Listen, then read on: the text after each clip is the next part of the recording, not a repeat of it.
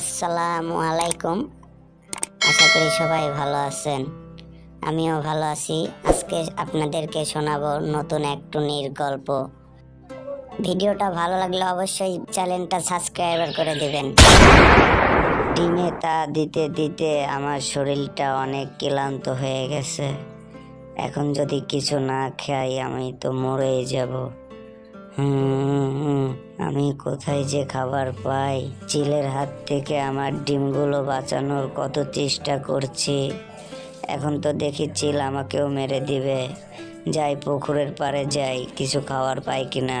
আরে এই তো খাবার, যাই তাড়াতাড়ি করে খাবারগুলো খেয়ে নেই, নহলে আবার কোথা থেকে না কোথা থেকে চিল চলে আসে, আর আসলেই আমাকে মেরে দিবে। কি খাবারটা জানি কেমন কেমন লাগছে। আমি মরে গেলাম।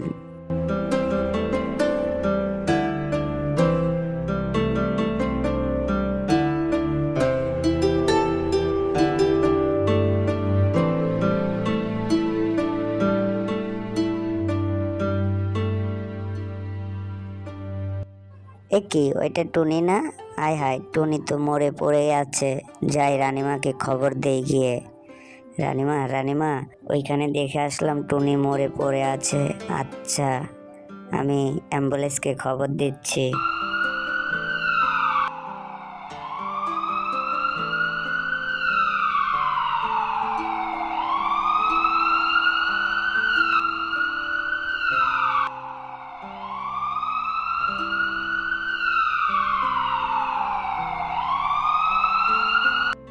না, টুনিকে তো বিষ খাইয়ে মারা হয়েছে।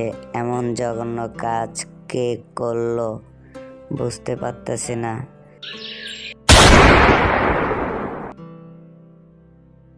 ডাক্তার ভাই, টুনির কি অবস্থা? ও কেমন আছে?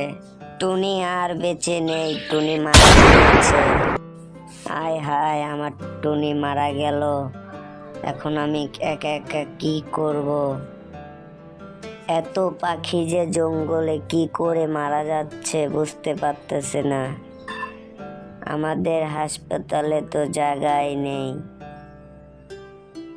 দেখি চেষ্টা করে কি করা যায়, তাছাড়া তো কোনো উপায় দেখতে পাচ্ছি না। তোমরা কে কোথায় আছো? আমার টুনি মারা গিয়েছে। তোমরা সবাই শোনো, আমার টুনি মারা গিয়েছে। যাই টুনির ডিমগুলো একটু দেখে আসি কি অবস্থায় আছে।